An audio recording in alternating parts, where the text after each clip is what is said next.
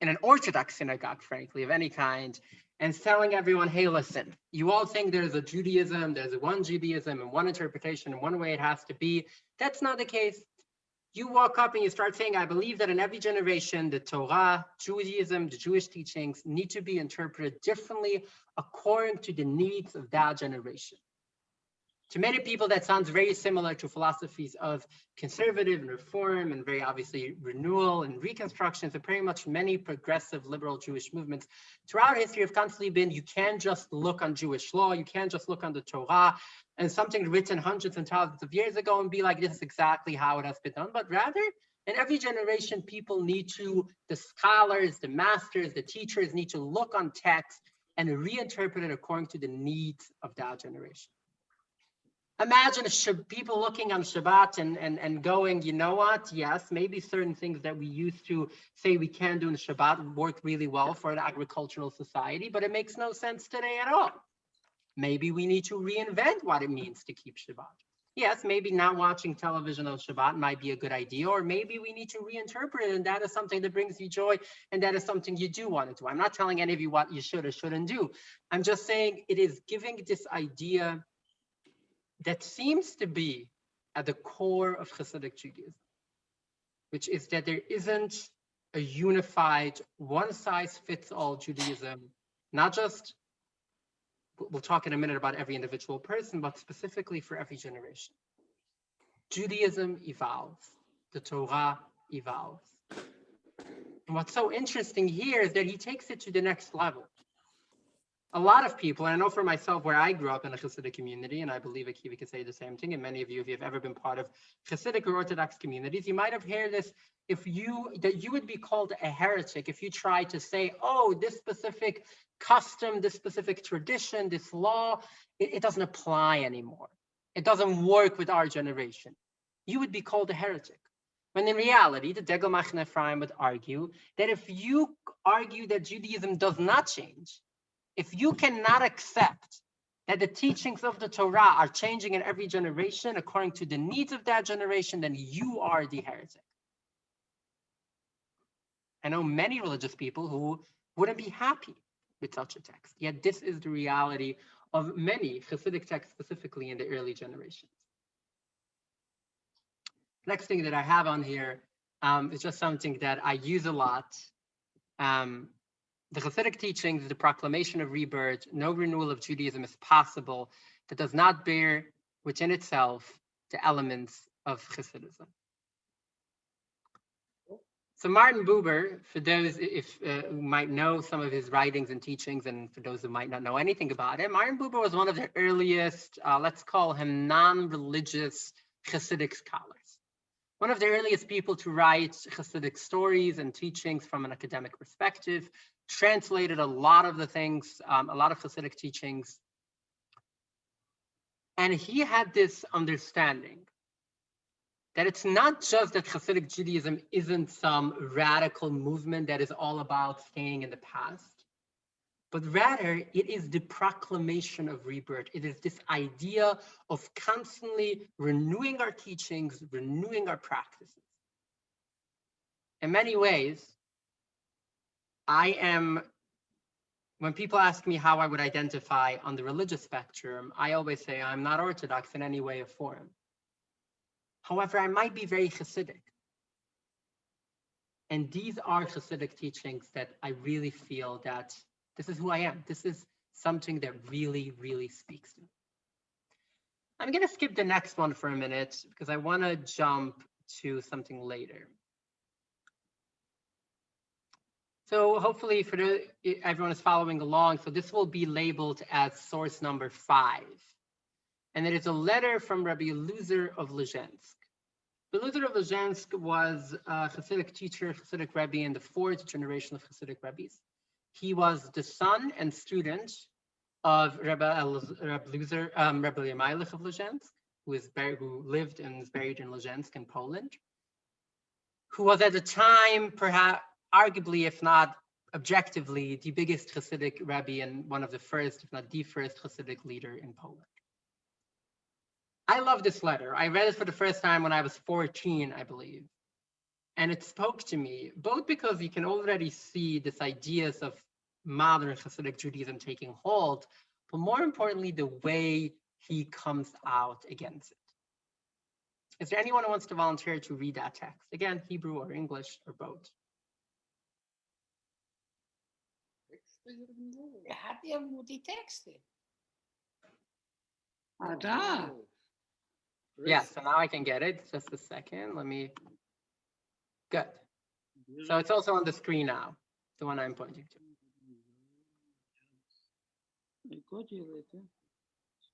Is anyone who wants to read it in English or Hebrew? Any volunteers? I got your letter and I showed it to my father. When he read it, he was shocked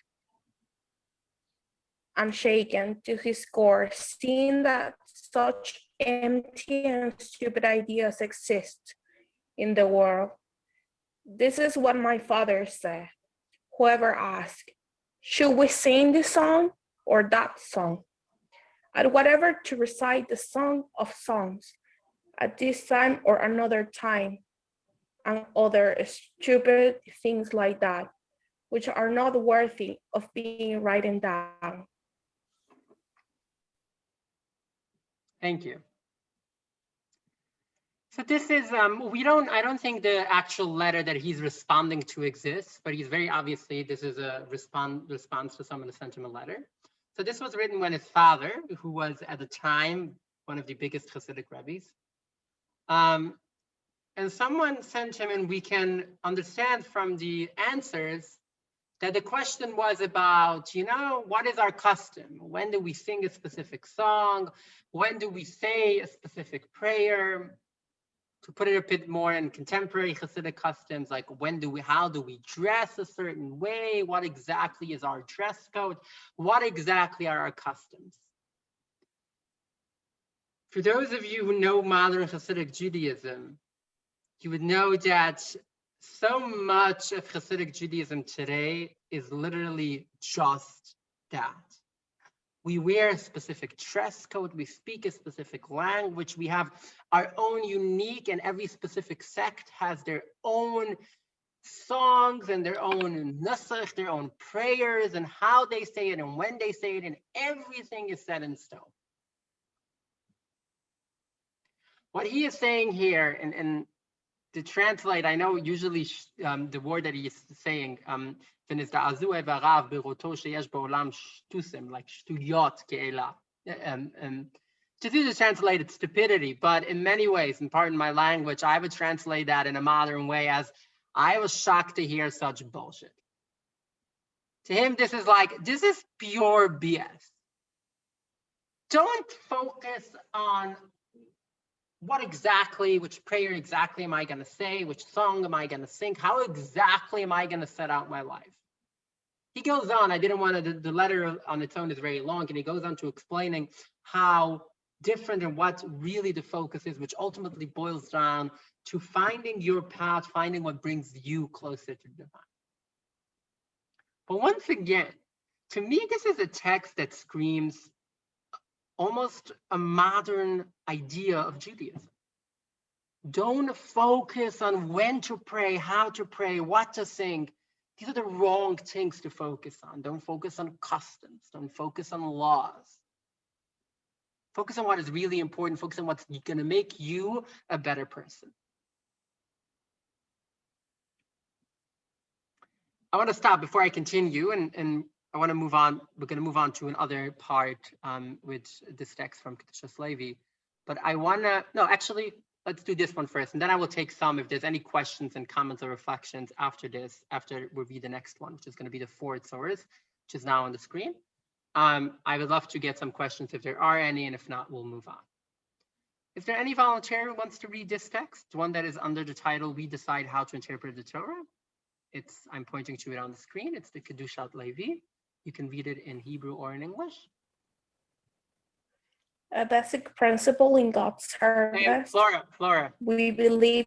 Flora, can you hold on a second? Oh, sorry. Yeah, no, thank you. Yes. And I really appreciate you volunteering for the second time, but I would love to see if we can get someone who hasn't read yet. Is that okay? All right, yeah. Yeah, thank you so much though, and I really appreciate it. But I want to get as many people as we can engage. So is there anyone who hasn't read yet who wants to volunteer to read this one? I would do. Go for it. Okay. A basic principle in God's service, we believe in two Torahs, written and oral, both given by a single shepherd. The written Torah was given by Moses, God's faithful servant, in writing etched on the tables black fire on white fire. The oral Torah given to Moses is its interpretation, including everything a faithful student is ever to discover. This means that the oral Torah given to us essentially follows the interpretation of the Tzaddikim of a generation. As we interpret the Torah, so it is. This great power has been given us by the Creator out of love for Israel. And all the worlds follow their will in Torah. Thus did the sage say, the Holy One issues a decree, but the Tzaddik may nullify it. No. Nullify? Thank you so much. You're welcome. Thank you so much. This is powerful in so many ways, in so many directions. Before I jump in, just like this, he quotes the last line, which is from the Talmud, which is God could say one thing and the tzaddik could come and say something else. I think it's one of the most underused lines in the Talmud, specifically, I guess, in traditional and religious circles. This concept that ultimately, which is already mentioned in the Bible, of Torah lo bashamayim, the Torah, the teachings are not in heaven. It doesn't. This is saying, and there are several other examples of this. This is, in other words, this is Jews. Whatever you relate to God, I don't personally like. Maybe I don't relate to the God that I grew up with, which I call the boogeyman in the sky, the God that gets very angry if I flip a switch on Friday night. I don't believe in that God. Whatever, I do relate to many ideas of what people call God. Whatever I'm not here to tell you what your interpretation is. But this is saying whatever your interpretation of God is, if there is one that works with you, this is a big FU, if I may say that, from the Jews to God. They were like, we don't give a damn what you care. This is not even the strongest. There's another example in the Talmud in a place where two rabbis had a debate, and the majority of rabbis believed one way, and a minority believed another way. And then there was a bat kol, there was a voice from heaven that, regardless of what we think who that voice was, the Talmudic rabbis believed that that was the voice of God. And that voice said that the law is according to the opinion of the minority. And the rabbis say, we don't care. Torah lo bashamayim, the Torah is not in heaven. It's something we need to a lot more of. And it comes back to what I mentioned in the beginning, Jews are not here to serve Judaism. Judaism is here to serve the Jews. But there's a lot more to this. So obviously this is very timely for today. We're talking on Shavuot. We're talking on the day that traditionally the Jews received the Torah, in whichever way you see that. Whatever you, literal, metaphorical, you just think it's a nice story that people made up 3,000 years ago, whatever other approach you have, it's one of the many things that, according to the Talmud, it's not in the Torah, but according to the Talmud, has come to mean what Shavuot is. What he is doing here is not just to say that in every generation there is a different interpretation, but specifically that we have been given that power. He quotes Kol Talmid Vatig Asid L'Chadesh, which is also in the Talmud, the story of when Moshe went up to heaven and he saw that actually when he went to get the Torah on Shavuot, and he saw God was tying these crowns, which is like if you look in a Torah handwritten, it has these like dots on top of the letters, and Moshe saw that God was like writing all these lines, and he was like, "What is this about? Why do you even care about that?" And God was telling him that everything anyone is ever going to come up with, I already have in mind, and I'm going to have a student. He mentions Rabbi Akiva, who's going to study every of these lines, what's called a tag. Every line is going to study entire things. In order, he's saying that the real meaning of the Torah is whatever we decided. But this is taking it to a whole new level. It's not just that exists. It's not just that is okay. It's not just that it's okay for us to look on a verse. I speak as a very openly and proud queer Jew. And for me, when I see this text from the Kedushat Levi, and then I go and I read verses in Leviticus which say that it might be wrong to be gay, I don't just see this that it's okay to interpret it differently. I see this that They're telling me that no, that's not how it works. You were encouraged. And halachic discourse, we would say lekatchila, not just b'diavad. It's not just something that is okay if it happens, but it is the intended way of looking at Judaism is to be what is the Torah Shabbat, what is the oral Torah, what is the interpretation that we need right now, and that is the power that has been given to us. And if someone comes and tell you, but hey, I don't think that's what God meant, the Talmud is telling him, Torah lo b'shamayim. That's not how this works. That's not how our practices work. Okay. Now, before I continue, we're going to move on now to another part in Hasidic text, which is a strong focus on happiness, and I will explain all of that in a minute. I want to see if there's any questions, any reflections on what we have just gone through. I know there's a lot that has just happened, and I can tell that by many of your faces, a lot of you are enjoying this, and I can imagine that some of you might be like, maybe you were overdoing it. So I would love to hear if there are any questions. You could either, I'm going to stop the share for a second. You could either put in the chat or like raise your hand virtually or in the chat. If you click on participants at the bottom of your screen, there should be an option participant. What? Hold on, not there. No, sorry, not here. If you go to reactions, so on the right hand corner of your screen, there's a thing that says reactions. And if you click on that, there should be an option to like raise your hand or whatever. So if you want to raise your hand like that, or if anyone has any questions, go for it. Peter, yes. Yes, I have maybe a question, but also a reflection. If according to your sure or what your analysis, would it be correct to say that, let's say, Reform and Progressive Judaism is in many ways in a certain tradition to Hasidic Judaism, or even to be more extreme, to Talmudic rabbinical Judaism itself? And if yes, how do we communicate this so that because not everybody is going to agree to this.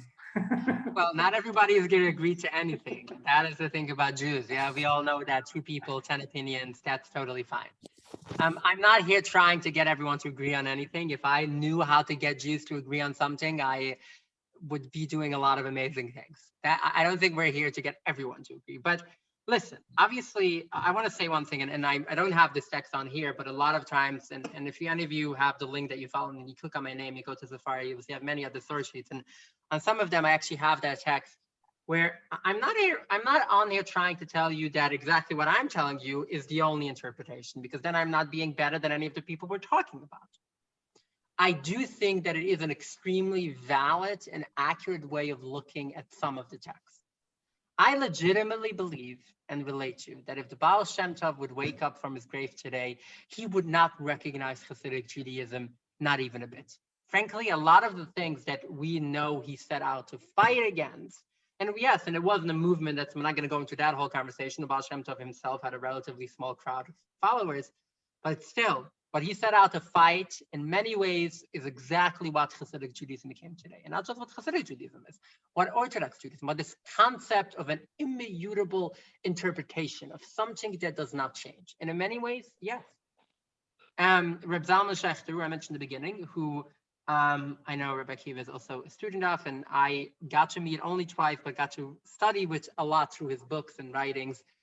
He had a saying, and I don't know if he said it himself or he quoted someone saying this, but that the only authentic Judaism, the only Judaism that can say, oh, this is authentic, is a Judaism that recognizes that there is no authentic Judaism.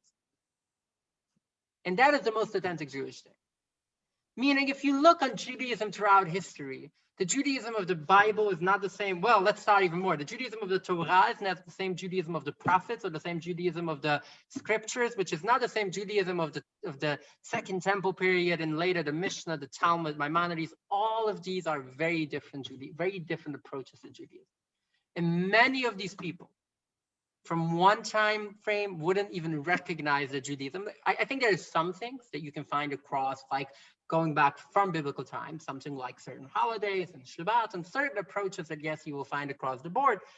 But other things, let's put it this way, 100%, the Judaism of the Bible was a lot more different than Orthodox Judaism today, compared to even Orthodox and Reform Judaism today. You might look specifically in the US, where, by the way, the majority of Jews are not Orthodox. But you might look on Orthodox and Reform and be like, oh my God, these are so different. Well, frankly, Orthodox Judaism and Biblical Judaism are even more different. Point that I'm trying to get at, yes. The short answer is yes. The people who are able to say that this is something that constantly evolves, constantly renews, are in many ways following a Jewish tradition of doing exactly that. No one is trying to say that Reform Judaism today looks more similar to the way the Talmud was. I don't know. I think some Talmudic rabbis were radicals. Some of them today might have been part of the most radical groups, but some of them were definitely not radicals. And many of them saw themselves in that tradition of looking at what we need today. Thank you. Benjamin, whatever you go by. Yeah. Sorry. I just wanted to add something about that, because I love what you said, and I love that you were talking about the Aknai oven, which is my favorite bit of the Talmud. And I think the thing you said about it being a fuck you to God is interesting, because it's a fuck you, but it's specifically like, it's a specific fuck you because it's the fuck you of a teenager who's ready to grow up in a way. Because then what the Talmud goes on to say is that when Elijah got to go ask God, go find out how God reacted, that God, laughed and said, "My children have defeated me." It's sort of like, it's a fuck you, but it's a fuck you where it's not God is not an enemy in the scenario. God is a parent who's like, all right, now you can, all right, you're right. I'll let go a little. Like, I've been telling you what to do. Now you're grown up enough. I'll let go a little. I love that sort of, that image. Definitely, yes.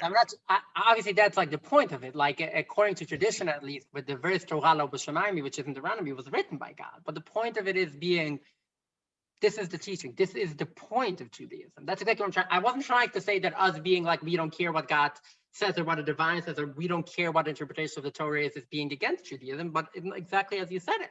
That is being like, for us to stand up and be like, oh, Judaism of the past is so outdated and it doesn't work, and here's a new approach. That is the Judaism of the past. And I relate to that as a parent, where at some point you need your kids to say, no, I got this. You can stop telling me what to do. And that's I feel like that's a great image. I have one of my brother-in-laws always says that children are not the parents' furniture, because you have some parents who get a very specific framework of how they want their children to be. And in many ways, yes, this is the divine. This is the approach that Judaism has. It's not, whoever gave Judaism to us, and whichever way you look at it, didn't want it to be the same for thousands of years, but rather the way it is the same is by constantly changing. Or if you want to speak a very religious way, the way you listen to God is by not listening to God, so to speak, in a very traditional way. Flora, go ahead. The Margaret is up dabei. Flora, she has her hands up, or? Yeah. I'm sorry. I'm not Jewish, but I'm really interested. I really admire you. My question is not very into the topic, but with the modern Judaism and the transsexuality and the freedom in the human being, how you found yourself into your religion? Here, across the freedom. No, I love that you brought that up. And yes, it's not exactly on topic. Ultimately, as we have just, but it does come in a bit, as I've just described, because I think that I like to use this line that I don't even want to hear about tolerance or acceptance. Tolerance is for lactose, at Shavuot, a lot of dairy, a lot of people can't tolerate lactose. Tolerance is for nuts, not for people. People, we need to learn, specifically in Judaism, the strong message of that is to celebrate people. I guess very much in line with what we're talking about. If there is anything in Judaism that someone might throw at me and be like, oh, hey, this doesn't work with your transgender LGBTQ identity, then the reaction isn't, oh my God, I need to reconsider my identity. The reaction is, oh, we need to reconsider that Judaism. Because as we have just discussed, it needs to serve that reality. It needs to work with who we are as people. Because frankly, that is what Judaism wants. And I want to say, like, obviously we're doing this as part of a Tikkun Shavuot, and everyone that's here wants to have this conversation in the Jewish capacity. But I'm not even here to try to tell you, oh, Judaism is perfect and you all need to be Jewish. I don't care. I'm not into care. I am here to tell you that if you want to see how Judaism can work best for us, then you don't even have to look that far. There are all these amazing teachings. To me, Judaism can teach me how to celebrate who I am, because it is beautiful. And I'm going to put in the chat right now. If you follow the link that I just put in the source sheet, in the chat, you will see many different source sheets, including many of them who are going into that detail and talk about how we can do exactly that, of looking at our Judaism that is meant to help us celebrate who we are, that is meant to evolve with our needs and find the best way to use them. Thank you for that. Okay. Are there any other questions, or we're going to move on? Okay. Let's go back to the source sheet. We have 15 minutes left. So I will do like 10 more minutes of teaching, and then we'll do take a few more questions if there will be any.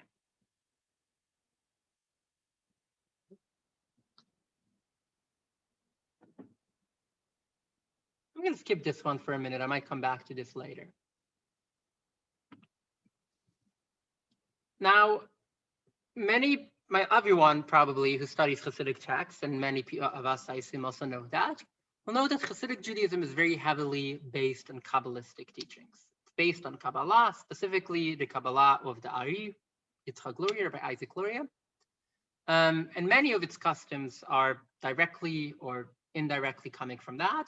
In many ways, if you want to extremely simplify it, I like to think of Hasidic Judaism as applied Kabbalah. You know, you have mathematics and applied mathematics. There's Kabbalah and there's applied Kabbalah. A lot of what Hasidic Judaism set out to do was to take a lot of these Kabbalistic teachings and put it into real life.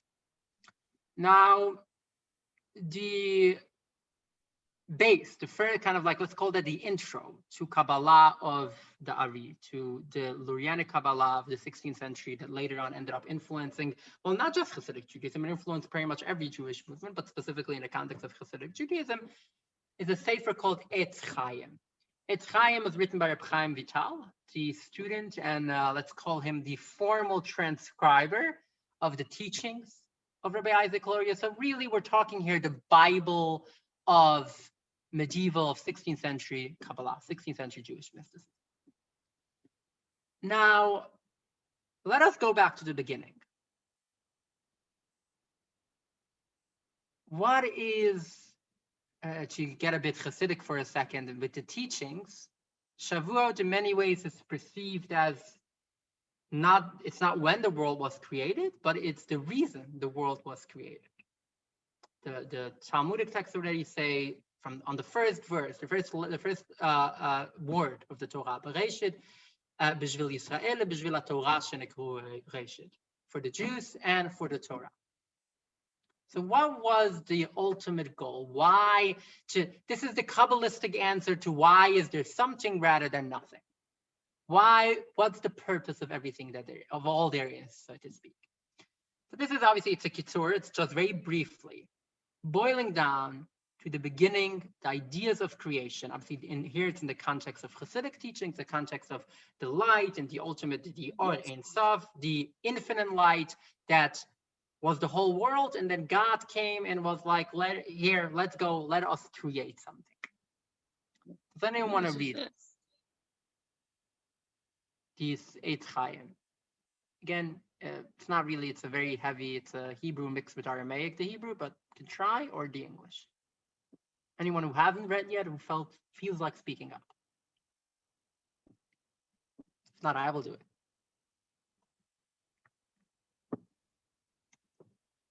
Anyone? I could do. Go for it. Okay.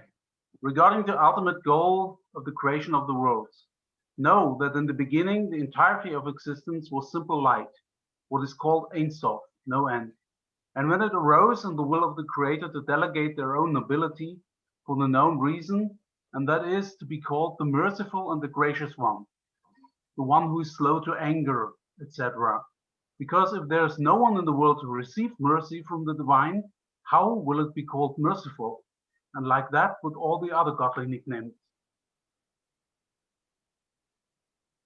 It's very common for different religions, we're not going to do name calling right now, to argue about that the reason we're alive is something about serving the divine, serving God, serving the creator, serving some higher purpose. And like we need to bend our will and our needs according to the needs and will of that supreme being. To some people, that supreme being is in heaven. To some people, there's one of them. To some people, there are many of them. To some people, it's just a person, depending where you live. In Kabbalah, it's the other way around. We are here to get mercy, to be happy. We are here to live our lives. The reason there is something rather than nothing is because something wanted us to be happy.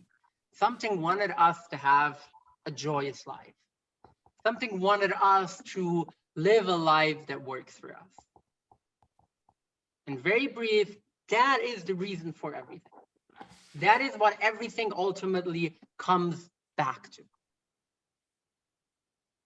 To bring that home in many ways means that, to get back to what I believe Flora was referring to earlier as well, when it comes to a question of whatever it's LGBTQ people, when it comes to a question of any group of people who are like, does the needs of that group of people, is that in line with the will of the creator, of the will of the boss, whoever that is to you?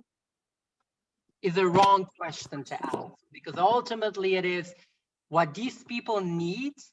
That is religion. That is the reason for all there is. That is the approach we need to have to life.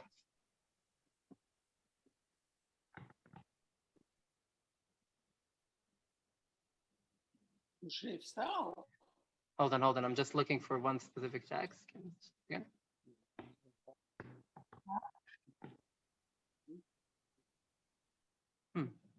Looking for something that I thought I have here, but I can't seem to find it. But here, I'm just going to read these for a minute. And there's many more. If you look on the link that I shared earlier, we'll see like I have a search named Happiness and the Flexibility of Halacha and Jewish Thought, where ultimately everything boils down to, specifically Hasidic texts, to what makes us happy. There's a saying from Rabbi Aaron of Karlin, Hasidic Rabbi of the first generation of Hasidic rabbis, who used to say that being upset, being depressed might not be a sin, but the sin that it could lead to, the sins that it could lead to are worse than any other sins you can find. The same thing with happiness. Maybe being happy on its own is not the ultimate mitzvah, the ultimate good deed, but because it can lead to the best things possible. The ultimate goal is to be happy, to live a life that works for us. You want to ask me again, is progressive Judaism in line with tradition? That's the wrong question. I will ask you, is Orthodox Judaism in line with tradition? Whatever, if you have a very narrow view of that. Is a fundamentalist interpretation of the Torah even in line with what Judaism is? According to Degel Machne Ephraim, if you believe that there's one way to live your Jewish life and that doesn't change, you're a heretic. You're a kofar. That is what we need to focus on. I want to read some of these more modern texts, but very heavily based, like let's call these Jewish renewal. Both of these. The first one is from Rabbi Art Green in his book of Radical Judaism. The second one is from Reb Zalman Schachter. Being, or Yud Hey Vav Hey, underlies and unifies all there is. There is no ultimate duality here. No God and world, no God, world, and self. Only one being and its many faces. When I refer to God, I mean the inner force of existence itself. That of which one might say being, with a capital B, being is. I refer to it as the one because it is the single unifying subterm of all there is. Being is one, and each person is God's unique image. This is taking that Hasidic idea and like taking it up a notch and like pitching it up a notch, which is also, and this is not what we focused on exactly what God even means. We didn't get into this philosophical conversation, but Rabbi Art Green in Radical Judaism talks a lot, and his idea of God, which frankly, according to in philosophical terms, that would be called atheism, but it is in many ways in Hasidic Judaism as their interpretation of God.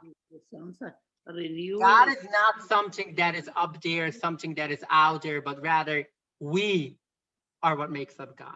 Ultimately, we are what makes up the Torah. A question of whatever someone's personal needs, someone's identities, someone's abilities or disabilities, which in Judaism are okay, is ridiculous in this context. Does God agree with your deeds? It doesn't even make any sense, because what we refer to God is all of us.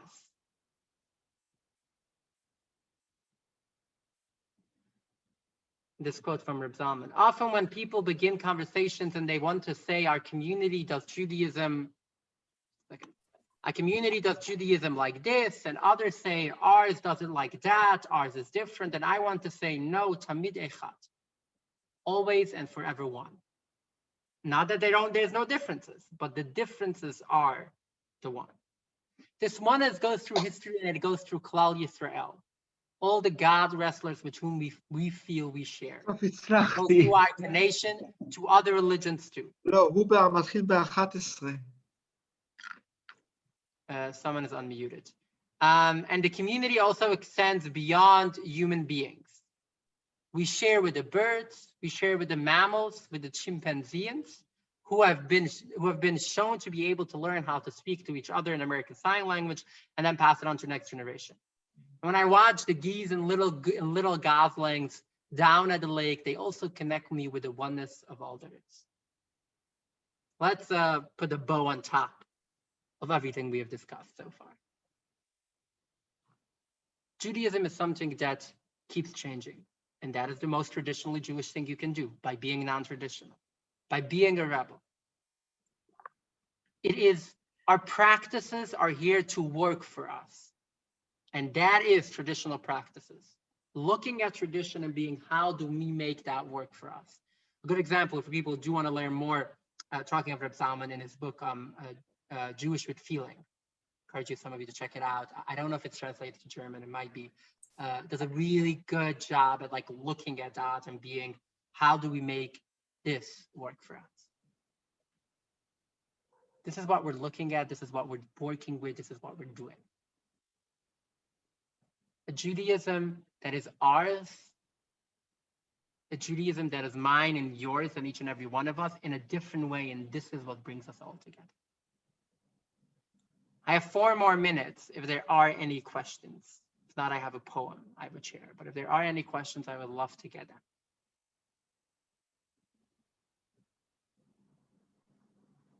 Anyone? Hello, I have an anecdote. Go for it. Yeah. So I heard a story from the boy in the story. When he was 5 or 6 years old, he was watching a satellite feed of a Farbrengen with the Lubavitcher Rebbe. And on the top right-hand corner, it said L-I-V-E. And he said, Daddy, look, it says the Rebbe says to live. And the next time his dad was at the Rebbe for a meeting, he told him the story. And the Rebbe said, he's the only one who got it. Thank you. That is good. Yeah. Live your life in however that looks. Yeah. Any other comments? Any other questions? Yes, I have a question. Who is talking? Someone who's called Yael. Oh, Yael. I couldn't see. Okay, go for it. Yes. Okay, so this is about the environment, and it's so in these, I don't know, texts that you go back to, do you find a lot, or do you look for what they say about protecting the environment or how you interact with the environment?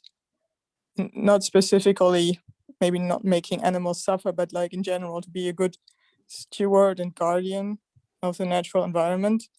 Because like my image of Hasidic communities today is that like use of a lot of aluminum foil, a lot of plastic, and throwing stuff away, and no consideration whatsoever. Yeah, well, there is some, and specifically if you come back to that, to kind of like unifying this idea that everything is related. And I want to say, like, you don't have to be spiritual or anything like that to relate to that idea, because frankly, and Rabbi Art Green, who I mentioned before, also uses that as an example. Reality is that everything in the world, literally everything, whatever it is, humans of all different backgrounds and all kinds of animals, every living bacteria, but also inanimate objects and the planet itself. Everything, if you break it down, you get to the atoms. At the core of everything, we are literally all the same. It's just depending on the different combinations, you create something different. So that is definitely an idea that is being discussed. As I said in the beginning, I don't know if you were here, Yael, at the time.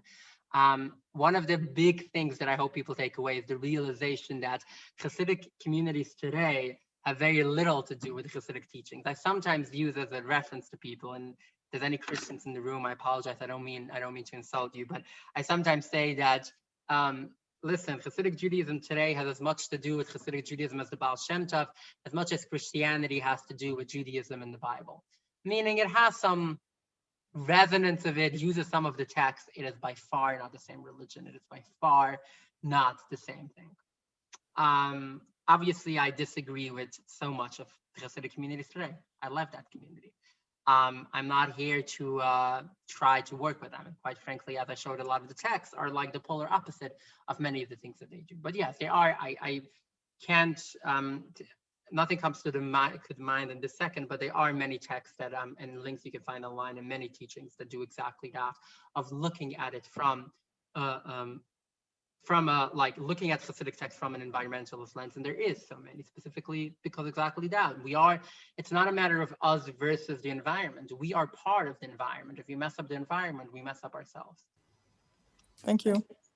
Thank you, Al. I wish I had more time to hang out. Sometimes I like to stay a bit longer, but I know Akiva's coming up, and also I need to go back to finish my kugel. So I'm gonna log off. It's great to be with all of you. Assuming Germany will let me in, I'm hoping to come visit some of you in August, if that could happen, depending on COVID and everything. I'm fully vaccinated, don't know exactly what's going on in Europe. But I'm really glad for all of you that were here. Have a Chag Sameach. Don't forget Switzerland. Come visit us too. Yes, that is hopefully the plan. Almost forgotten. Yes, yes, feel invited. I have a friend in Zurich who already told me I need to come, so I will try my best to make it to Switzerland as well. Again, all depends if you all let me in. But I think vaccinated people will be able to travel, so hopefully we'll be able to see you all. Go and enjoy. I hope all of you don't get too much of stomach aches from eating too much dairy. If you do, I wish you good luck, and I hope it doesn't last for too long. Thank you all for being here tonight. Thanks so much. Thank you. Bye. Bye. Thank you. Thank you.